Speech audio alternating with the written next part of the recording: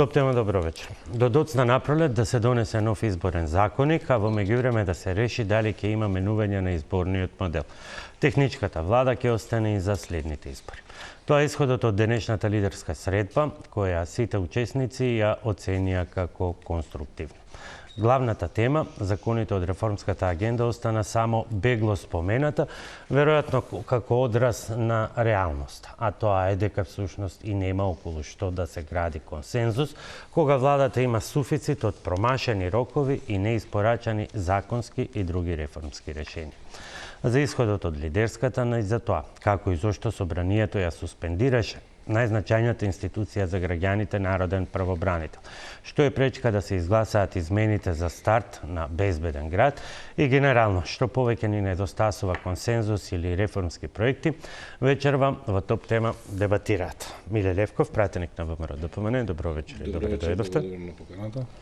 Фатмир Битичи, пратеник на СДСМ, добро вечер и за вас. Добро вечер, благодарам. И Илир Хасани, пратеник на ДУИ, добро вечер. За почеток, подсетување на дел од оценките кои што по завршувањето на лидерската средба ги дадоа лидерите на партиите кои учествуваа, бидејќи отсуствуваше лидерот на СДСМ Венко Филипче. Компромис за законот за прекршоци за да може да профункционира Safe City, итни консултации за избор на народен правобранител, нов изборен законник до јуни и укинување на техничката влада од некои следни избори е епилогот од денешната лидерска средба, на која дојдоа представници од сите парламентарни партии, освен од СДСМ. Сите учесници ја оценија средбата како изненадувачки конструктивна, на која биле дадени голем број предлози и идеи. За голем дел од прашањата, според премиерот, присутните имале исто мислење. Убеден е дека за итните отворени прашања следните денови ќе се најде решение и ќе бидат надминати. Во однос на техничката влада, сите присутни се согласиле дека треба да замине во минатото, но дополнително ќе се договараат од кога. Денеска видовте дека една коалиција, би рекол, отсуствуваше, па така, доколку таа коалиција не го прифати ова носење на измени во законот за влада, со кој што би се избришала техничката влада за следните парламентарни избори. Знаете дека тој закон се менува со просто мнозинство во парламентот, со 61 глас за. Сепак, мојот предлог беше да не го правиме тоа на сила, без нивна согласност, туку да донесеме измени во законот во кој што после следните избори, тие кои што ќе следат, тогаш да не важи техничка влада. Ке се бараат креативни решенија и за избор на народен правобранител, на чие чело од левица предложиле да застане представник од ромската заедница. Се разговарало и за начинот на гласање на диаспората. За барањата на ДУИ, за кои денеска не стигнале да разговараат, Мицкоски и Ахмети повторно ќе се сретнат. Ние сме за решението една изборна единица со минимален праг од 5%, со отворени листи. Прашањето за техничката влада, ние сме на ставот дека треба да се консултираме дополнително со меѓународната заедница, меѓународниот фактор и партнери кои што се коавтори на текстот за пржинска влада. Последната политичка тема беше омбудсманот, за кој што левица за прв пат во историјата на независна Македонија предлага соломонско решение, а тоа е припадник на ромската заедница да биде избран за омбудсман, бидејќи сметаме дека се најдискриминирана заедница која нема никакви полуги на власта, ниту министри, ниту пратеници, еден градоначалник, ако не се лажам, и сметаме дека ова е уставна категорија, треба да им припадне на ромската заедница. Градоначалникот на Тетово Билал Касами, кој на средбата ја представуваше коалицијата Влен, побарал со измените на изборниот законник да се најде можност за поголемо учество на диаспората во гласањето. Има своји услови за изборниот законник, а барања за ова прашање имаат и од знам. Треба да се најде можност за поголемо учество на гласање на диаспората, за тоа што цениме дека диаспората е важен чинител во економските движења во државата, како и да се одлучи, ако се одлучи за една изборна единица, ние сме за да имаме отворени листи. За нас е прифатливо и потребно ново решение со една изборна единица, што ќе обезбеди поголема еднаквост на гласот на секој граѓанин и пофер политичка застапеност. Едновремено сметаме дека мора јасно и прецизно да се регулира финансирањето на политичките партии, особено оние што во парламентот се застапени преку пратенички групи, со цел да се обезбеди транспарентност, рамноправност и спречување злоупотреби. На средбата се разговарало и за евроинтеграцијата, а за дел од темите ќе се разговара на почести средби во наредниот период. Дел од решенијата за актуелните прашања ќе се бараат и преку пратеничките групи во собранието. Да, тоа беа дел од оценките. Левков би почнал со вас. Премиерот на почетокот на лидерската средба напиша: започна лидерската средба, политички диалог за иднината на Македонија.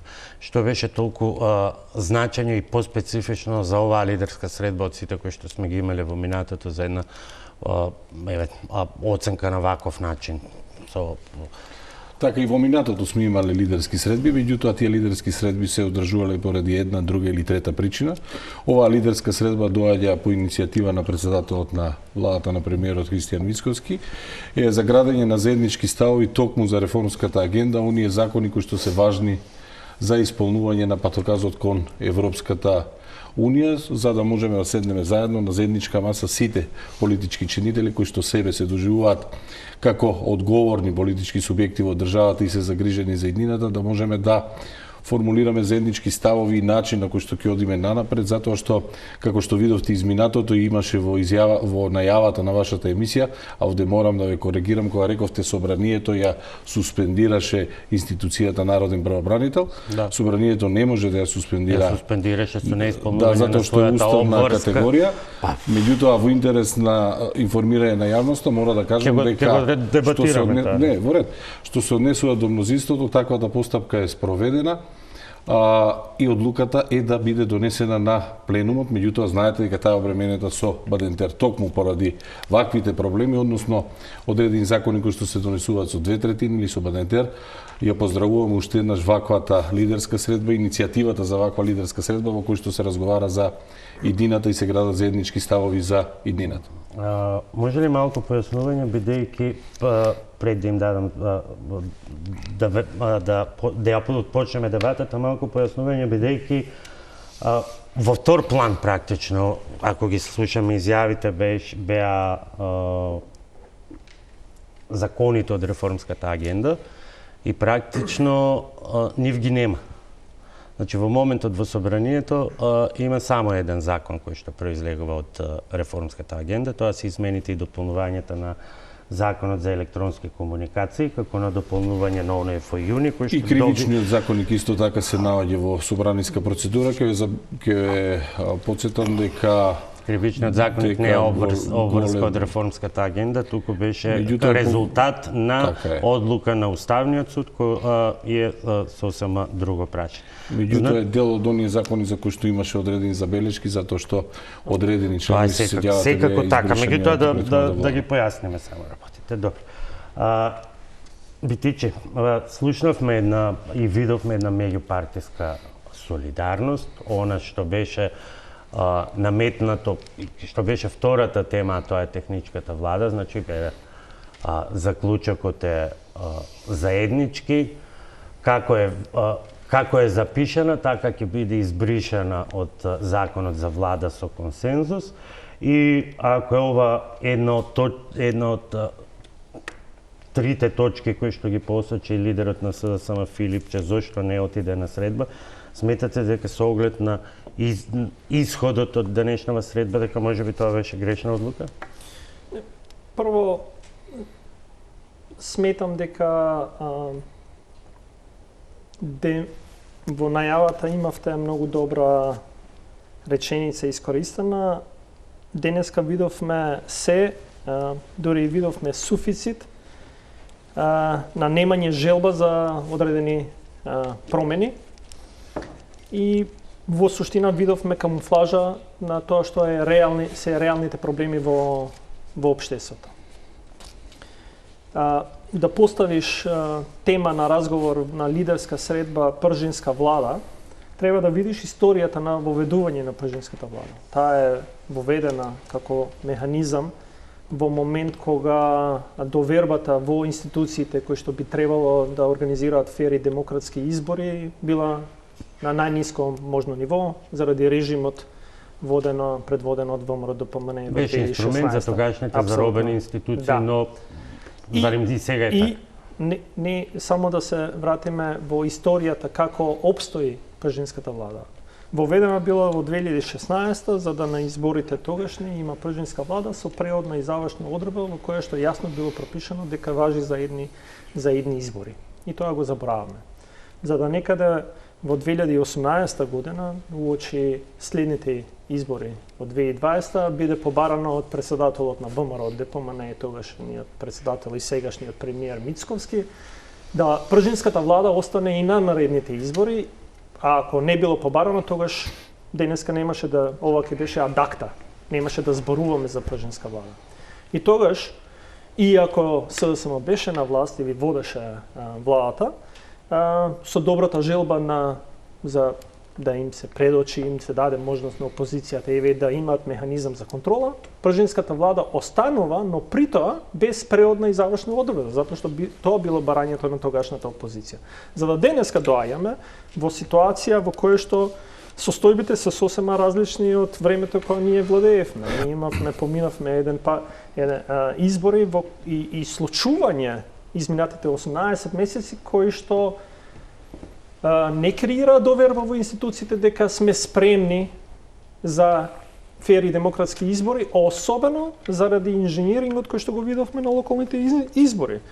Во сектори во кои што пржинската влада овозможува двојна контрола. Социјала, имаше страшен инженеринг во сегментот на користење на средствата. Да, но сега и премиерот предочи дека ќе мора сепак да се менува законот, бидејќи тие ресори од тогаш веќе се сменети. Социјала и труд, сега е социјала, ние тврдиме дека тоа е ресорот кој што се користеше за инженеринг. МВР, земјоделие, го имате најголемиот скандал во поновата историја на Македонија, во кој што главниот човек на платежната агенција е фатен на дело за корупција, и вие викате ќе укинам пржинска влада во сектор во кој што би се поставило одреден механизам за контрола пред избори. И затоа сметам дека има доволно аргументи за одлуката за незборење, затоа што тоа што вие го кажавте, ние го потврдуваме, а во изминатите 18 месеци докажавме дека сме спремни за дискусија и диалог. Впрочем, лидерот на СДСМ беше прв кој што предложи лидерска средба, дури имаше една таква средба на кој што се договорија одредени чекори и области во кои што ќе се соработува. Тоа беше енергетика, беше право, беше реформската агенда. И на првата област за енергетика ние добивме закон кој што беше производ на работните групи на двете поголеми политички партии, за да на 5 до 12 пред да се изгласа добиеме измени на законот еднострани од страна на ВМРО-ДПМН, иако беше договорено во работните групи, без при тоа воопшто да е барање на енергетска заедница, воопшто да е барање на и сегмент на реформската агенда, и така сметаме дека не се креира доверба помеѓу чинителите во општеството. И затоа сметаме дека сме покажале, сме докажале, веруваме дека лидерските средби можат да бидат места во кое што ќе се дискутира само кога има вистински реални проблеми и ќе се заложиш да ги решаваш. Но лидерските средби се вонинституционално решавање на проблемите. Не можеш да дерогираш институционален капацитет, да дерогираш, како што вие тоа убаво го кажавте, собрание, во кое што на институционален начин може се во ова да го разговарате и да кажете ќе се договориме на лидерска средба. Секогаш на различни иницијаторите биле различни. Да, но секогаш биле последица на поголеми конфликти, да кажам, или недоверба која што е креирана од различни сегменти.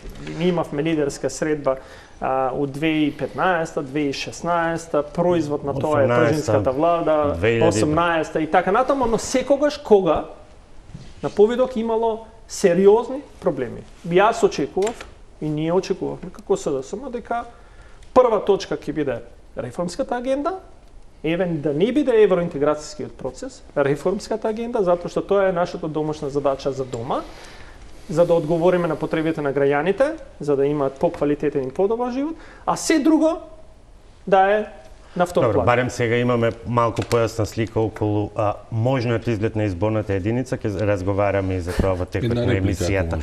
Само да го слушнеме господинот Демири. Господине Демири, колку е ова беше бидејќи се извинувам Хасани. Да, господине Хасани, лапсусот е заради тоа што требаше да должен сум да кажам дека и покрај обидите не успеавме од вреди да се договориме на која е точната адреса за покана, па од тука и лапсус. Се извинувам. Колку ова денеска е некаква најава дека можеме да очекуваме некакво повторна тивка хармонизација на односите ВМРО ДПМН ДУИ, особено по најавата на господинот Ахмети дека има многу прашања, ама ајде да не биде пред сите, се договориле тоа да биде на тет-а-тет сред. Вака сега, секоја средба лидерска, тоа беше и мој став во централното наше председателство, кога го дискутиравме ова, треба да се испоштуе, затоа што масата е место каде што ќе треба да се дискутира и да се анализират и да се постават барањата од едната или другата страна кои што се седнати на маса. Овдека немаше никаква, ние викаме медицински контраиндикација за да се седне и да се дискутира на маса. Напротив, имаше многу работи кои што не се дискутирани долго време со најголемата, да не кажам, меѓутоа може да кажеме дека е најголемата опозицијска партија, Демократска унија на албанците, особено во албанскиот блок, и сепак иако имавме најголем број на гласови, сепак сме опозицијска партија, и до сега не бевме во ниеден случај консултирани за ниедна ситуација во собрание, ниту во другите сектори на работата на оваа држава. А знаејќи дека Демократска унија за интеграција има капацитет, голем капацитет, да помогне и со гласови, и со идеи, и со волја за да се решават државни работи, кои што се исто така многу важни.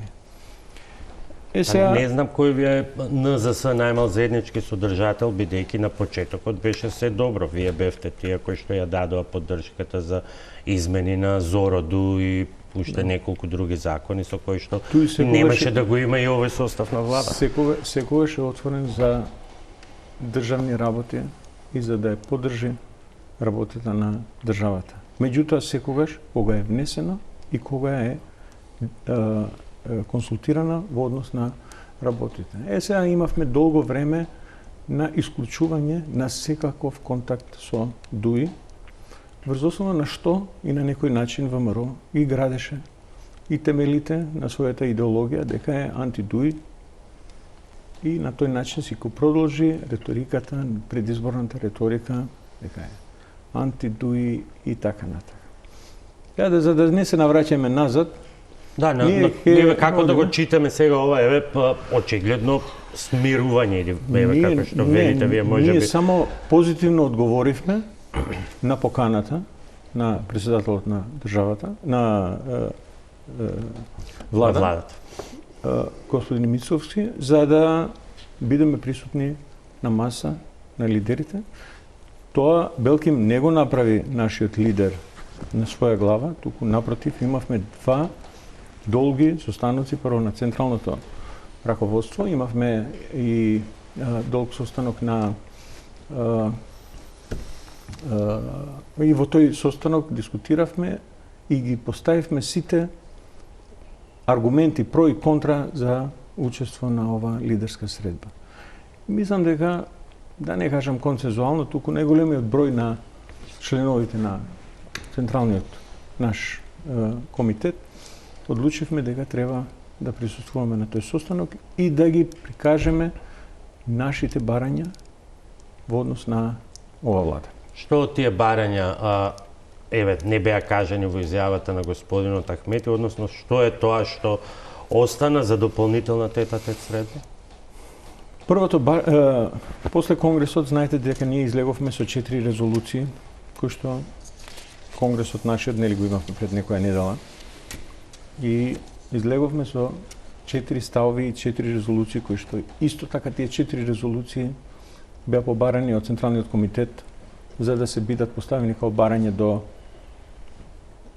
господинот Мицковски.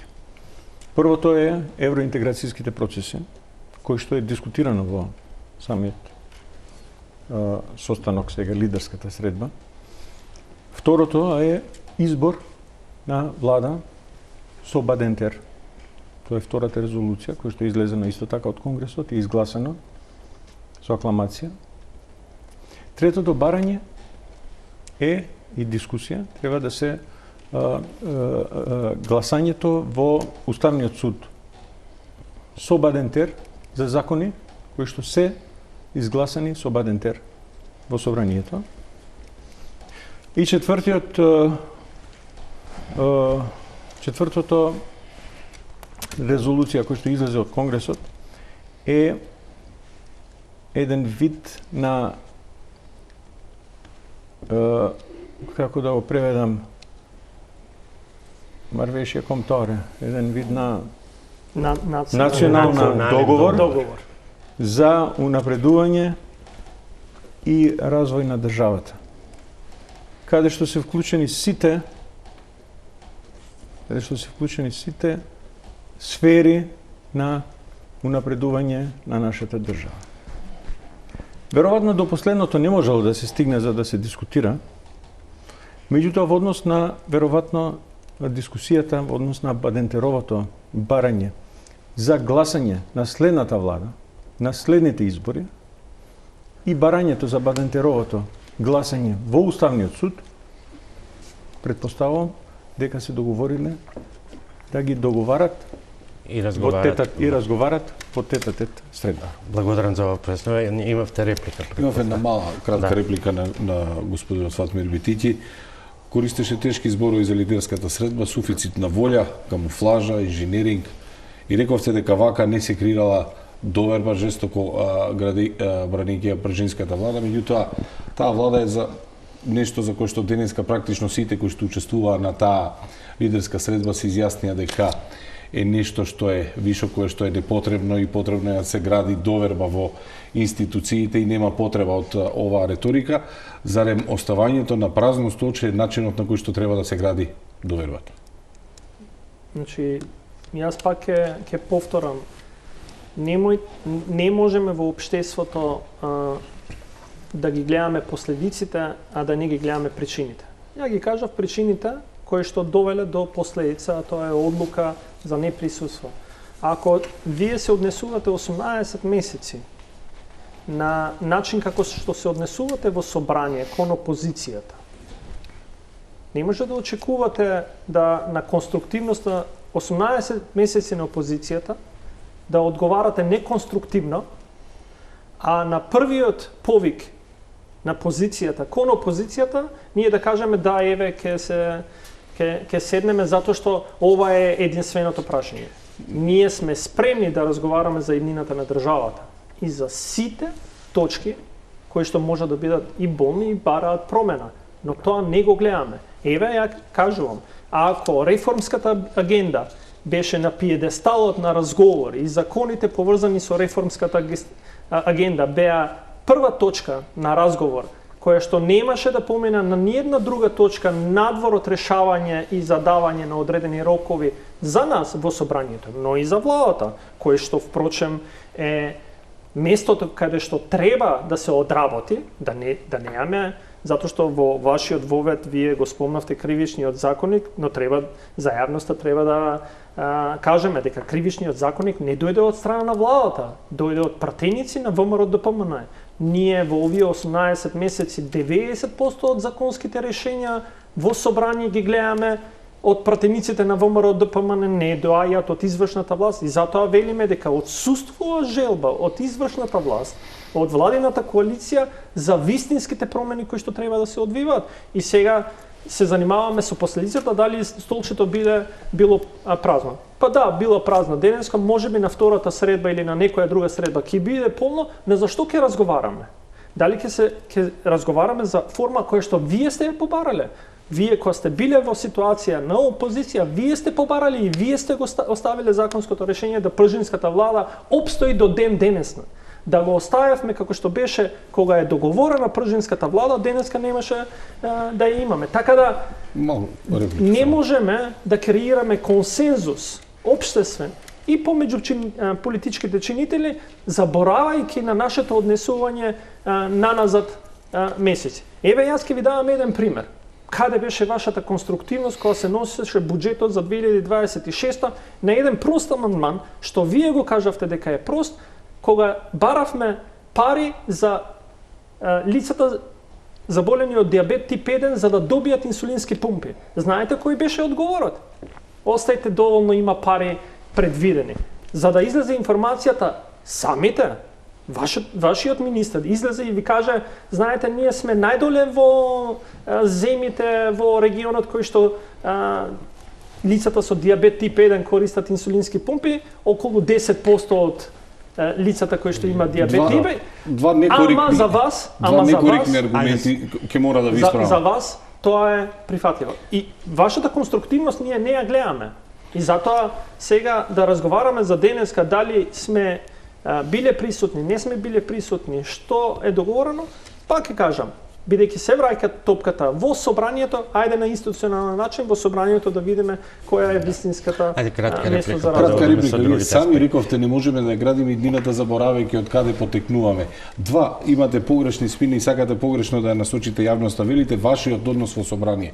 Секогаш кога сте побарале збор сте добиле амандмани, ниту еден не ви е изгубен, го имате целосно право, имате целосно коректен однос во собрание, не знам од каде произлегуваше потребата вашиот однос во собрание. Втората работа кога зборувате за амандмани кои што ги поднесувате за лица со ретки болести, па јавноста се сеќава како ги добро, и за лицата со ретки се сеќаваат како ги третиравте кога вие бевте вице-премиер во владата на СДСМ и ДУИ.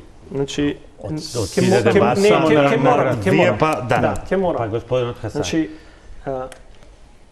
да кажете дека барањето збор и давањето збор во собрание било право кое што сме го добиле, ве молам. Некоректно се однесувате. Кажете пример. Тоа ви реков, кажете пример. Ние сме еден пример. Веројатно ќе влеземе во историјата од Шевици во која што вие донесовте резолуција во собрание во која што кажувате дека треба да им се одземе зборот на опозицијата. Ма еден пример. Па знаете кога тоа го имало? Собрание како е? Па еве ви го кажувам. Па ви го кажувам тоа што го донесовте сега пред на нова година резолуцијата која што изгласавте со 65 гласа во која што велите и го осудувате тоа што опозицијата го бара. Низана, кажете ми едно законско решение кое што во добробит на граѓаните, предложено од опозицијата, кое што вие сте рекле да го прифаќаме за да ја покажете вашата Господин Хасан. Сакам стварно да се уклопам и у ова дискусија затоа што и го поддржувам господинот Битичи во ставовите дека стварно во собрание имаме голем проблем на да не го кажам на интолерантност во однос на било што се предлага од опозиција. Не се сеќам дека има, може да ме коригира, факт ми дека не се сеќам дека некој било кој амандман е изгласан од страна, односно поминал во било која од комисијата кај што сме аплицирале. Така да реално давањето збор, земањето не е некој лукс кој што опозицијата го има и ќе го има. Меѓутоа не може да се согласам и со господинот Битичи дека тоа е причина за да не учествувате во некоја лидерска средба од два аспекти. Првиот и најважен аспект е тоа што тој став ќе требаше да го кажувате и на лидерската средба која што ја направивте пред неколку месеци и тоа само меѓу двата лидери, и тоа Филипче со Мицковски.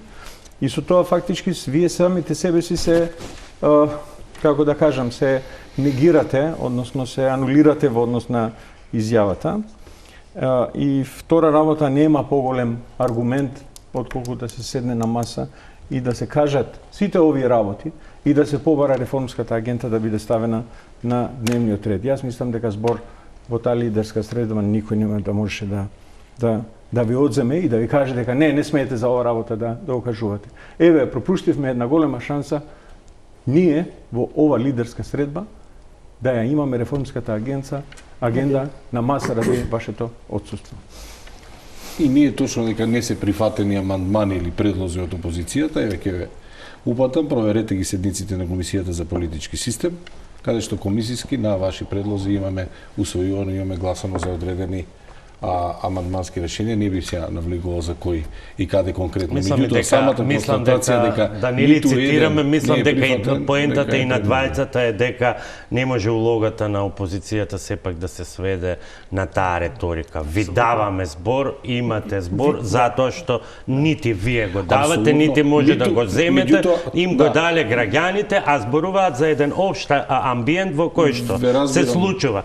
Тоа што најмногу го критикувавте, по скратена постапка закони поднесени од пратеници, бидејќи ако одат во редовна постапка не можат да стигнат. Се гледа дека голем дел се тие од министерствата направени, ама за жал некој само ги подпишал. Дека праксата која што ја критикувавте, ја применувате до крај.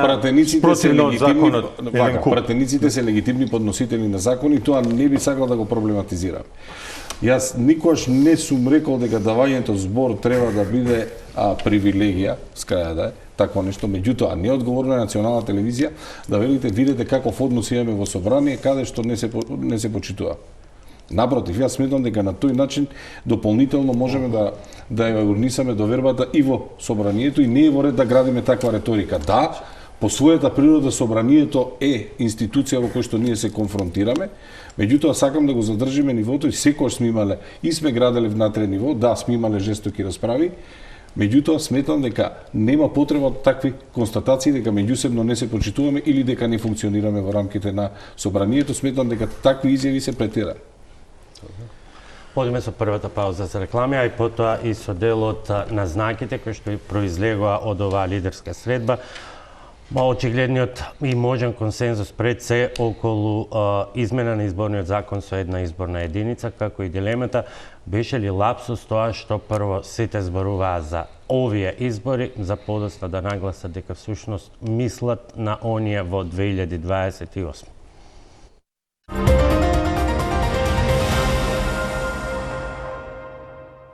Господине Хасани, две работи излегува на површина денска, како еден од заклучоците донесени, тоа е согласноста кај речиси сите политички партии за промена на изборната единица, на изборниот модел со една изборна единица и отворени листи.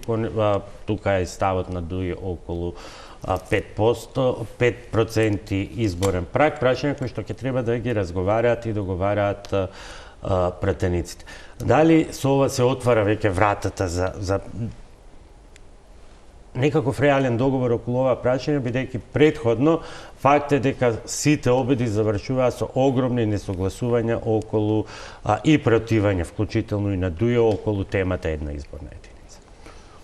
Јас сум еден од малкуте членови на Централниот комитет кој што обезбедува континуитет на Централниот комитет на ДУИ после реформите внатрешни кои што стана, и тоа може да кажам над 60-70% фактички од Централниот комитет е комплетно сменет, и затоа кажувам дека овие теми кои што денеска ги дискутираме, тие се дискутирани и порано. И овој став на ДУИ е формиран постепено. Не е тоа дека денеска ни текна на нас дека сакаме една изборна единица или 5% прагот, туку направени се анализи и е дојден до ваков заклучок кој што денеска еве. Јас сум горд дека ние предлагаме еден голем чекор во демократизација на државата, затоа што нема поголема демократска чекор да се отварат листите за изборните листи. Тоа е за мене многу важно, затоа што на некој начин се ослободува од тој грч, нели? Да партијата одредува кој ќе биде први или втор. Така ќе одговарате повеќе кон граѓаните, помалку кон лидерите. Затоа и ова е голем чекор. И сега борбата за да се стане пратеник, односно да се биде на списокот за пратеник, ќе се поднамали. Пошто многу луѓе нема да сакат да се искандидират. Ради тоа што предпоставам дека нема да добијат гласови за да станат пратеници. Али како и да е. Може да им биде непријатно ако лидерот ги стави на прво или второ место, а граѓаните не ги заокружат. Да. Така да генерално мислам дека ова е голем чекор за демократизација на нашата држава. Има ли доволно време до лето, бидејќи имаше еден дел од изјавите на лидерите, сега малку сме ние во дилема, дали тие се збунија или им работеше подсвеста, бидејќи сите велат нема избори, ама кога зборуваа и за пржинската влада и за овој закон, велеа овие избори како да ќе бидат за месец-два, а всушност односно се коригира дека се станува збор за изборите 28. Фака сега, ја го имав истото чувство кога ги слушав изјавите, затоа што не бев ни јас присутен на ни една од лидерските средби уназад, како и да е. Нема официјален договор, нема официјално соопштение и нема, колку што знам јас, неофицијален договор за да имаме некакви избори во скоро време, што не се исклучува. Ако се има волја, може да се направи избор. Добро. Битиче, една изборна единица, долго време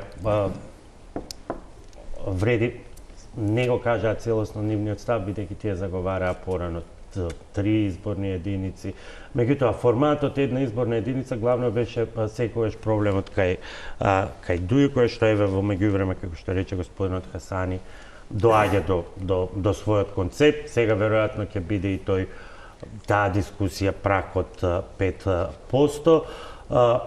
Се отварали вратата кон договор, бидејќи секогаш кога ќе се отвореше прашањето, а тоа е обврска од реформската агенда за имплементирање на препораките на ОПСЕ ОДИХР, кои што се штелување на демократскиот механизам, бидејќи нив не ги интересира изборниот модел. Ние партиите нонстоп го отвараат тоа прашање и нонстоп го одлагаат. Нонстоп го одлагаат и сите процеси се блокираат. Па да, прво, еве, да не биде дека критикуваме, добро што се отвара дискусијата и се враќа таму кај што институционално треба да се разговара, а тоа се враќа во собранието.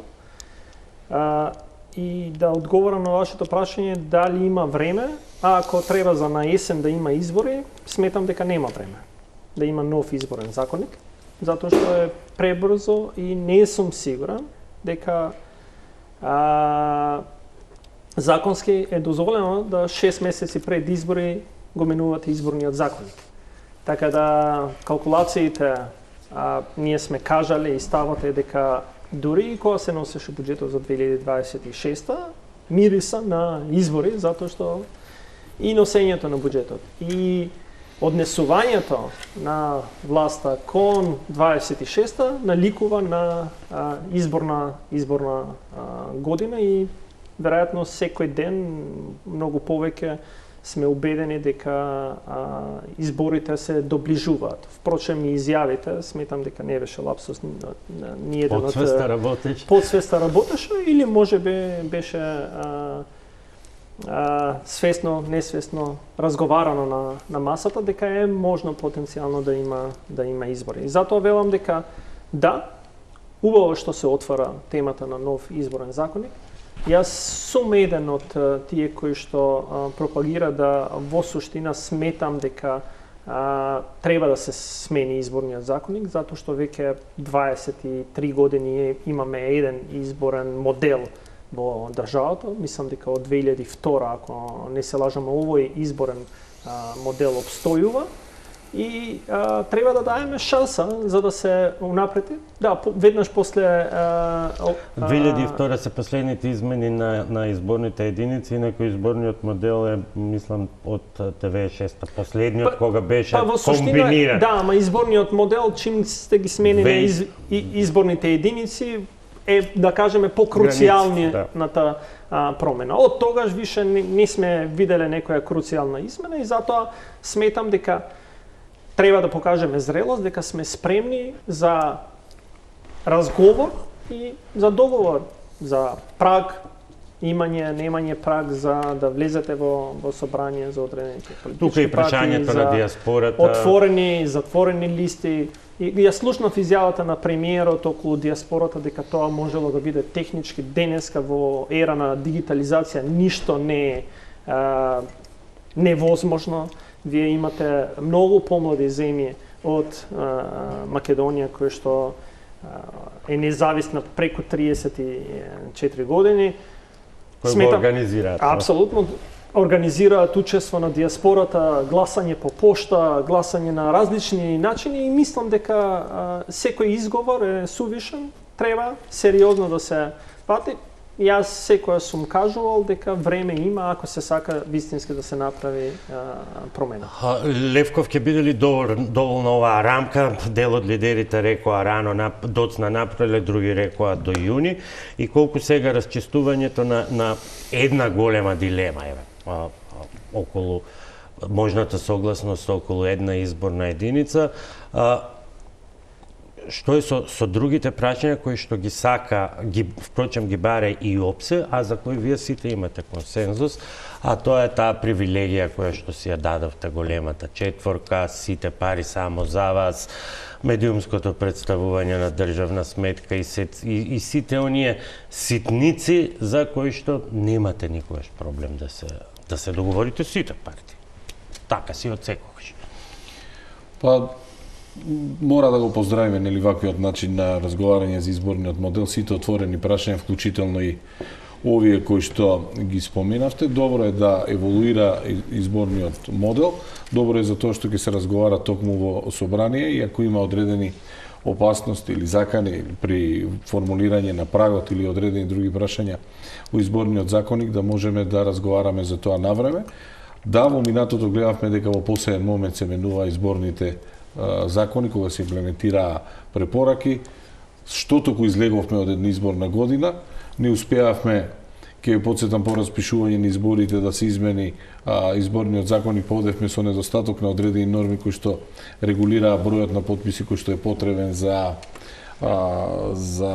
поднесување на листи, така да сме видели ситуации во кои што и со нецелосен изборен законник сме влегувале во избори, затоа сметам дека е многу важно и е добра ваквата иницијатива навреме да започнеме со таа дебата, на крајот и за самото финансирање на медиумите, зашто не. Сега доаѓаме до она прашање кој што беше дел и од лидерската средба, меѓутоа и загрижува дел од јавноста на која изначи функционирањето на демократски институции и институции кои што се во функција на одбрана на правата на граѓаните. Ева, господин Битики, би почнал сега од вас. Како се чувствувате како пратеници и лично и во пратенички групи, кога, како резултат, јас би рекол, од непреземање на соодветни активности од страна на собранието, активности пропишани со устав и со закон, значи ние денеска сме во ситуација на буквално обезглавена клучна институција за одбрана на правата на граѓаните. Народен правобранител. Не само од аспект што нема народен правобранител како челник на институцијата, туку со недоделување на средства, нераспишување на огласи, таа институција нема ништо. Нема пари, нема заменици на народниот правобранител, сега нема ни народен правобранител. Сметам дека е навистина битна тема за разговор, затоа што институцијата народен правобранител е креирана за да служи на граѓаните и тоа што они треба да го искористат за моментите кога ќе бидат обесправени да ја бараат правдата на начинот кој што народниот правобранител тоа го возможува.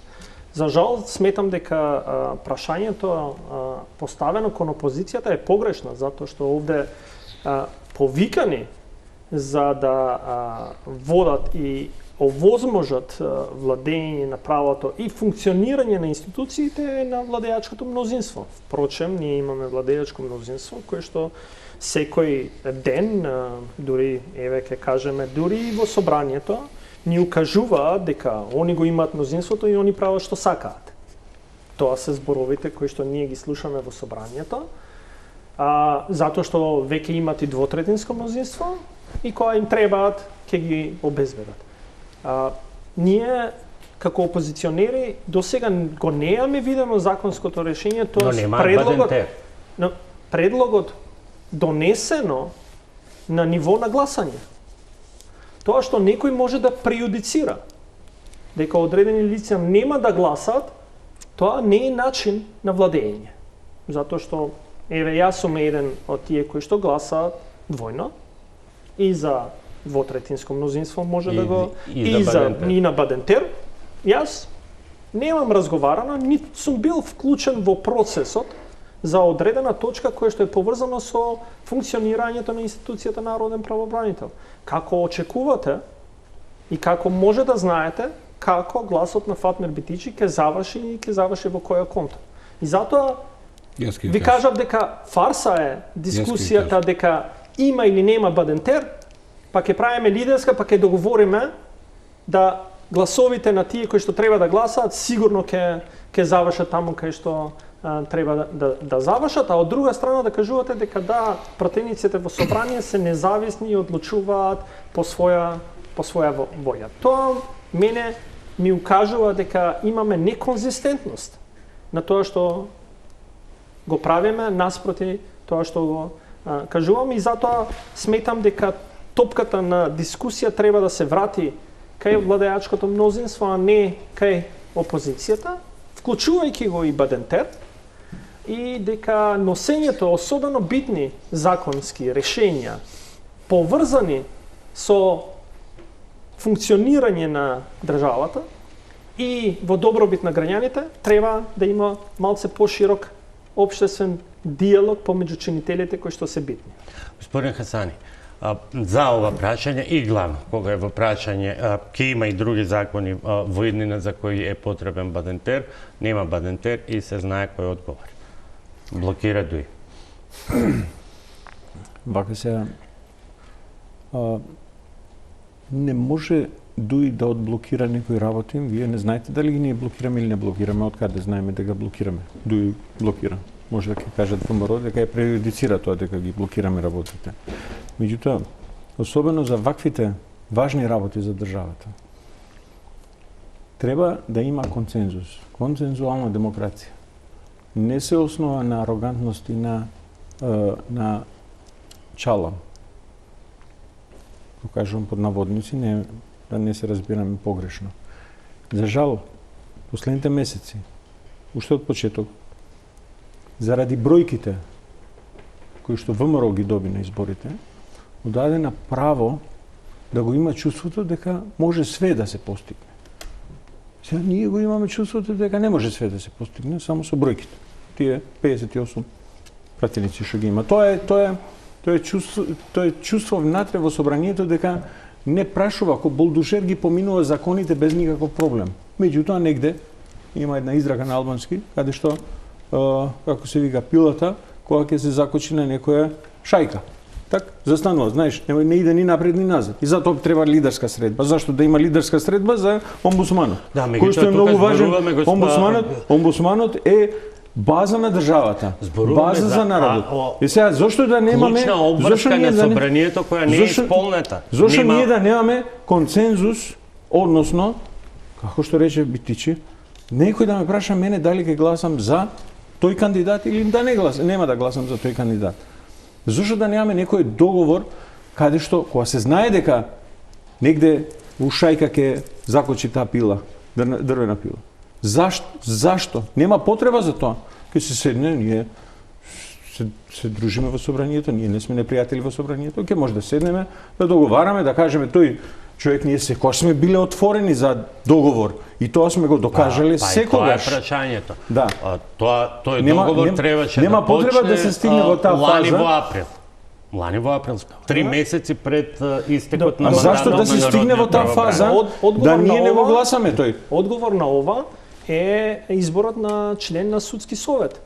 Како ги добија гласовите на опозицијата за еден од членовите? Еве, прашањето е отворено. Праша, рекоа дека собранието, опозицијата го блокира овој избор? Не. Добро, ако може да. Дојдоа и си го добија. Прво да не мешаме, едното станува збор за предлог на претседателот на државата, друго е постапка која што треба да ја спроведе собранието. Собранието, комисијата за избори и именување на 25.7. до пленумот има доставено свој предлог за избор на народен правобранител. Добро. И овде се префарла и е потребно мнозинство и е потребен така наречен голем бадентер. Мнозинство има, меѓутоа, она што недостасува е голем бадентер. Бадентерот е уставна категорија во држава. Најпрво да се разбереме дека ова не е напад на бадентеровиот принцип, затоа што бадентеровиот принцип е начин на заштита на одредени интереси. Меѓутоа, бадентерот не може да биде право на вето и право на блокада.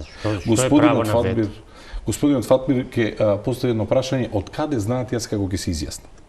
Например, јас не сум член на комисијата за финансирање и буџет, меѓутоа, секогаш кога ќе можам, ќе дојдам на комисијата и сме се изјаснувале и вашите говори во собрание секогаш важат. Јас на ова законско решение ќе дадам поддршка или јас на ова законско решение нема да дадам поддршка. И често таа риториката и на тој начин пратениците пред да настапат на пленумот се изјаснуваат на комисија. На комисијата за избори, само да ви информирам. Комисијата за избори и именување кој што го распиша огласот за народен правобранител, ниту од социјалдемократите, ниту од ДУИ, немаше ниту една формална забелешка на овој кандидат. Забелешките кои што излегоа беа медиумски политички подоцна. Затоа сакам да кажам, кога се повикуваме на процедури, постојат механизми на кои што ние како пратеници, а особено оние кои што имаат само момент, кои што имаат двојно право на глас. Двојно право на глас затоа што гласаат еднаш, нели, за изборот, втор пат во рамките на бадентеровиот принцип, имаат дополнителна одговорност и можете да се изјасните слободно. Дали вие консензусот го разбирате како? Гласајте за кандидатот кој што ние го предлагаме. Само да знаете, консензусот е средство или алатка. Средство или алатка, постои крајна цел. Да, ама во консензусот народниот правобранител, треба да се народниот правобранител не може да биде етнопартиски. Не може да биде етнопартиски. И оваа расправа, јавниот повик на кој што се кандидираат, кој сака да биде народен правобранител, е јавно објавен. Јавно објавен. Секој од вас можел да разговара со одредени правници доколку сметал дека може да ја оствара таа функција, можел да земе збор на комисијата за избори и именување, можело таму да се дискутира. Таква дискусија во собрание немаше. Кажете ми зошто не е избран народен правобранител? Тоа мене ме интересира како граѓанин. Не, ништо не ме разбра. Ништо. Постапката е знаме деловникот и законите и се и ништо не ми е јасно. Знаете дека собранието, односно собраниското мнозинство, својот дел од работата го има реализирано целосно. Не е вистина. Како не? Па не е завршена постапката на гласање. Има одлука, не е ставено на гласање, затоа што нема поддршка. Ние велиме, значи вие прејудицирате. Вие кажувате дека треба да се постигне консензус, ама при тоа еве ви го решењето и ама имаме консензус, сакаме консензус. Значи комисијата разговара за тоа. Јас ви кажам, не може да прејудицирате за мене, кој што имам двојно глас. Ама вие на комисијата, не дојдовте на комисијата. Значи, не може да прејудицирате во актот на гласање, чинот на гласање. Како ќе гласам? Затоа што сум покажал и претходно и сега да кога е потребно гласот е таму. Вие имавте две други точки во кои што ви требаше мнозински така наречен голем бадентер. АВМ и програмски совет. Кој беше 20-тиот пратеник? Фатмир. Дали прејудицирате? Само момент. Мораме на реклама. Народниот правобранител е нефункционален кој го штити основните човекови слободни права. Можете една изјава да дадете јавно да кажете јас давам поддршка. Донесете го на гласање. Реклама.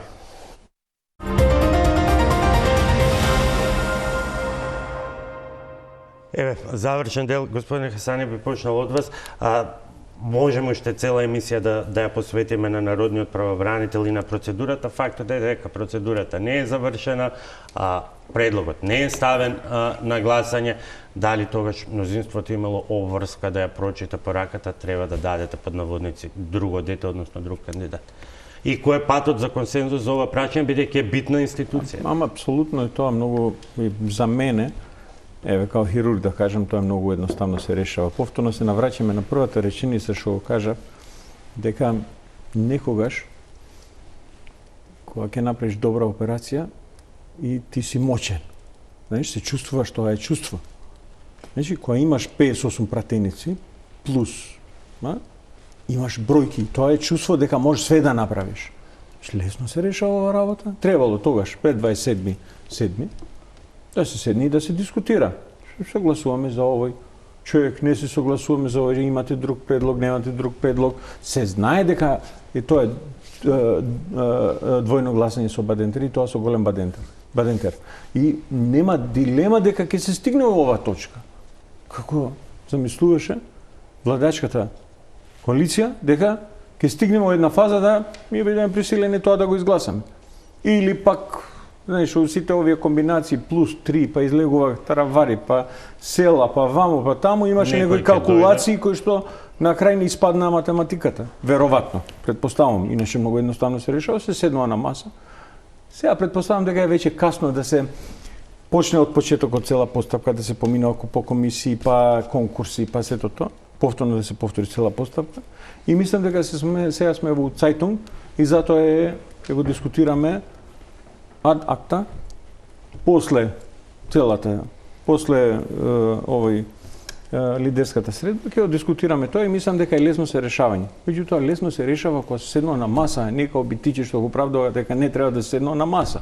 ВМРО. Ќе се седне на маса и ќе се дискутира и ќе се решава тоа прашање. Ние секогаш сме биле, као ДУИ, расположени за да поддржаме нешто кога ќе сме се договорили, а секогаш сме биле на маса кога сме биле поканети.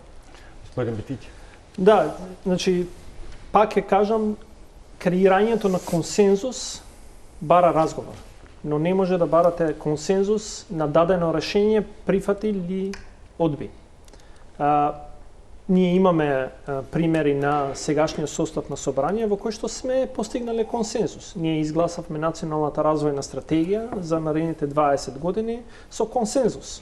Таму никој не седна, дури да требаше голем бадентер и тоа ќе го добиеше, но процесот траеше 2,5 години за да се креира една таква стратегија. Сакам да кажам дека не можете да барате консензус од позиција на моќ. Ние можеме, вие треба да прифатите затоа што сте машина за гласање. Тоа не функционира. Да не го пропуштам, безбеден град ќе помине, сметате дека треба да помине, бидејќи клучно. Затоа што се однесува за, значи, секое едно прашање кое што ќе биде и треба да биде одговорено од страна на опозицијата, власт треба да биде отворена за да соодветно ги преточи во законското решение. А ако има дилеми за било што, а подобрувањето на законското решение значи поквалитетен закон заради безбедноста на граѓаните, еве, јас сум спремен да гласам.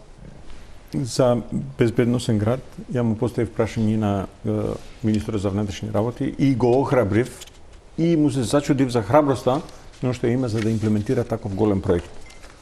Меѓутоа има многу големи проблеми со тој систем кој што треба, не зборувам само технички, зборувам и законски проблеми. Неусогласено со закон за чување на лични податоци.